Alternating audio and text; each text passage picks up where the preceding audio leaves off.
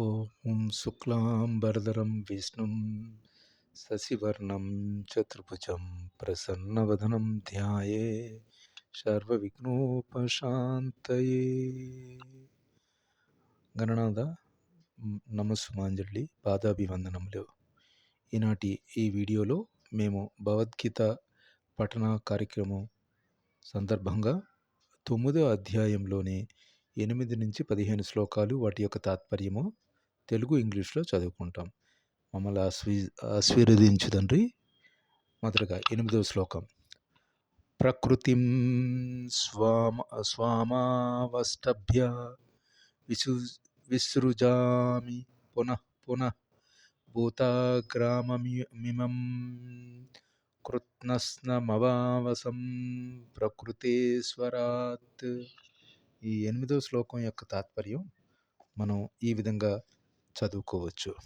ఏం చెప్తుందంటే, ఈ సమస్త జగత్తు నా అధీనమున కలదు. నా సంకల్పము చేతనే అది అప్రయత్నముగా తిరిగి తిరిగి ప్రకటితమగుతూ, నా సంకల్పం చేతనే అది అంత్యమును లయము చెందును అని మనం ఈ విధంగా 8వ శ్లోకం మనం చదువుకోవచ్చు. Today we are going to read from 8 to 15 verses of the chapter 9, Raja Vidya Raja Yoga Paramaguhyam Jnanam of the Bhagavad Gita. In this, the verse 8 implies that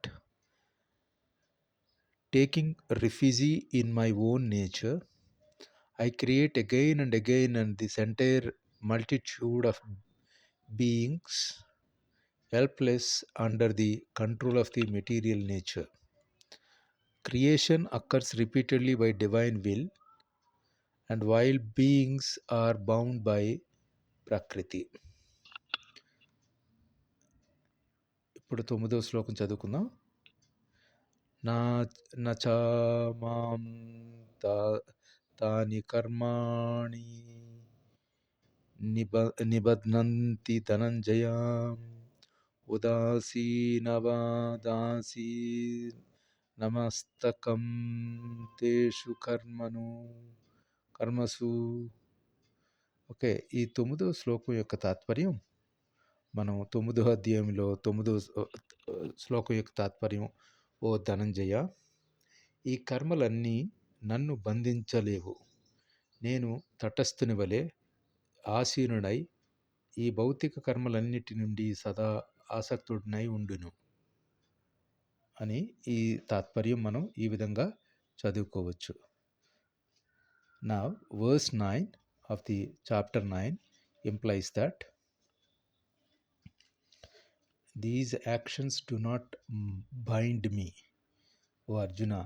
I remain detached like one indifferent, unattached to those actions. God acts without attachment and is not bound by karma. ఏ విధంగా 10వ శ్లోకం వరకు మనం చదువుకుందాం. 10వ శ్లోకం ఏంటంటే, మయాధ్యక్షేణ ప్రకృతి సూయతే సుచరాచరం హేతునానేన కౌంతేయ జగద్వీ పరిపర్తతే.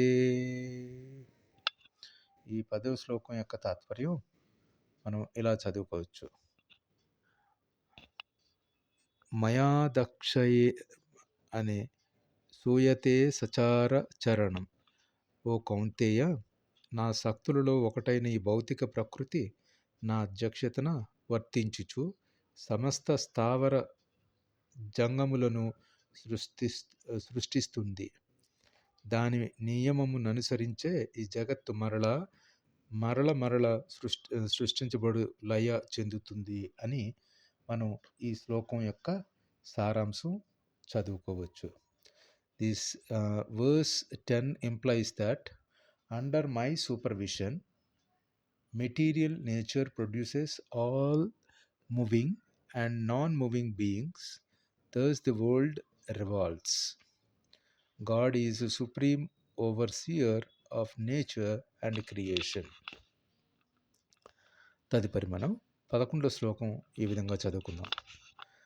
అవజానంతి మాం మూఢా మనుషీం తనుమాశ్రితం పరం భావమాజానంతో మమాభూతమహేశ్వరం. ఈ 11వ శ్లోకం యొక్క తాత్పర్యం ఏంటంటే, మనం 9వ అధ్యాయంలో 11వ అధ్యాయం యొక్క 9వ అధ్యాయంలో 11వ శ్లోకం యొక్క తాత్పర్యం సమస్తమునకు పరమ ప్రభువు అయిన నా దివ్యత్వమును ఎరుగక నేను మానవ రూపమును అవతరించినప్పుడు మూఢులు నన్ను అపహాస్యం చేయుదును. నిజానికి బ్రహ్మ సంహితంలో నిర్ధారించబడినట్లు శ్రీకృష్ణుడే మరియు ఆదిదేవుడు, వాసుదేవుడు, ఈశ్వరః పరమః కృష్ణః. ఈ విధంగా మనం ఈ శ్లోకం యొక్క తాత్పర్యాన్ని మనం తెలుసుకోవచ్చును. తర్వాత the verse 11 is depicting about fools disregard me, and when I appear in human form, not knowing my supreme nature as well as a great Lord of all beings. Ignorant people misjudge the divine due to limited understanding. This is about the 11th verse of chapter 9. మనం ఇప్పుడు 12వ శ్లోకం చదువుకుందాం. 12వ శ్లోకం ఏం చెప్తుందంటే, మొగషాముగా కర్మాణు మోగజ్ఞాన విచేసతః రాక్షసీమాసురీం చైవ ప్రకృతిం మోహినీం శ్రితః. ఈ 12వ శ్లోకం యొక్క తాత్పర్యం, ఈ విధముగా మోహితులైన వారు దానవ మరియు నాస్తిక భావములచే ఆకర్షితులగుదురు. అట్టి భ్రాంతి స్థితిలో వారి ముక్తికి సంబంధించిన వాంఛనలు, కామ్యకర్మలు, జ్ఞాన సముపార్జనలన్నీ వ్యక్తములగును అని మనం ఈ శ్లోకంలో మనం ఇక్కడ చదువుకోవచ్చు. So the 12th verse of the chapter 9 implies that their hopes and actions, knowledge are futile, deluded. They take refuge in demonic and acidic natures. Delusions leads to empathy, effort and ignorance. 13వ శ్లోకం మనం ఈ విధంగా చదువుకుందాం. తదుపరి 13వ శ్లోకం, మహాత్మానస్తు మాం పార్థదైవీం ప్రకృతిమాశ్రితాః భజంత్యనన్యమనసో జ్ఞాత్వా భూతాదిమవ్యయం. ఈ 13వ శ్లోకం యొక్క తాత్పర్యం మనం ఈ విధంగా చదువుకోవచ్చు. ఓ పార్థ, భ్రాంత చిత్తులు కానట్టి మహాత్ములు దైవీ ప్రకృతిని ఆశ్రయించి ఉందురు. నన్ను ఆది అవ్యయుడైన దేవాదిదేవునిగా ఎరిగి ఉండుట చేత వారు పూర్తిగా నా భక్తియుక్త సేవలో నెలకొని ఉందురు అని మనం 13వ శ్లోకం యొక్క తాత్పర్యం చదువుకోవచ్చును. The verse 13 is conveying, but great souls, O Arjuna, take refuge in the divine nature and worship me with single-minded devotion. knowing me as a imperishable source of all beings. Next, 14 14వ శ్లోకం యొక్క సతతం కీర్తయంతో మాం యతంతశ్చ దృఢవ్రతాః సమస్యంతశ్చ మాం భక్ష్య నిత్యయుక్తా ఉపాసతే.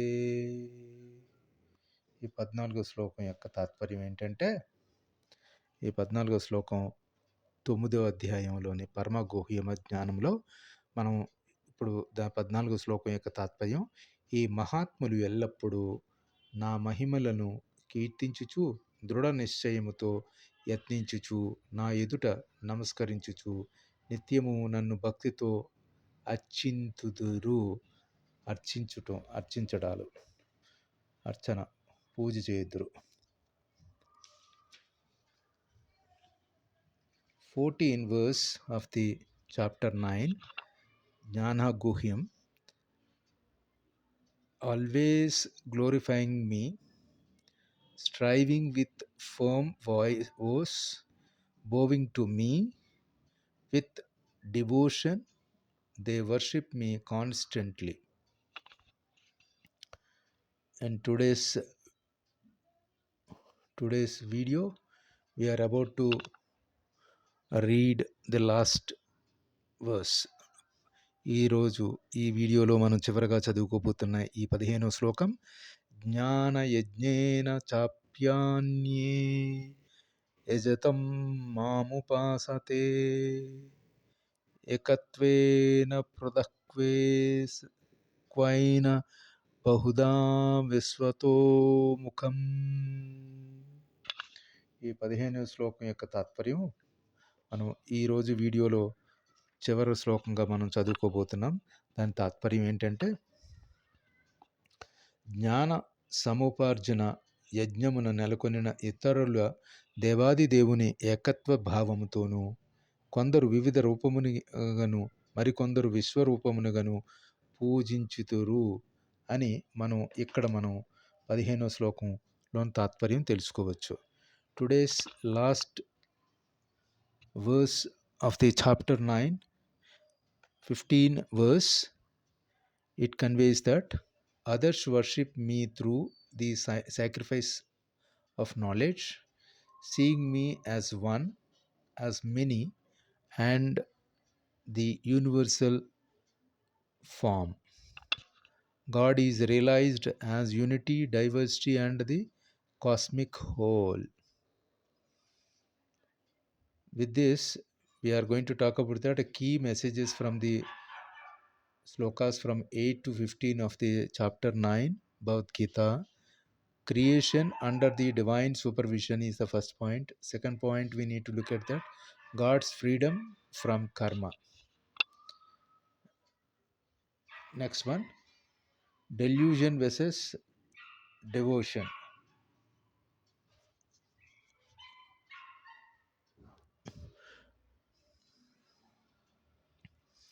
Multiple paths of worship leads to the one. దీంతో మనం చివరగా ఈనాటి 8 నుంచి 15 శ్లోకాలు 9వ అధ్యాయం పరమ గుహ్య జ్ఞానం అనే అధ్యాయంలో మనం ఈ చదువుకున్నాం. ఇంతటితో మనం ఈ వీడియోని ముగిస్తూ, సర్వే జనా సుఖినో భవంతు, సమస్త సన్మంగళాని తంతు, అసతో మా సద్గమయ, తమసో మా జ్యోతిర్గమయ, మృత్యోర్మా అమృతంగమయ. ఓం శాంతి శాంతి శాంతి. స్వస్తి.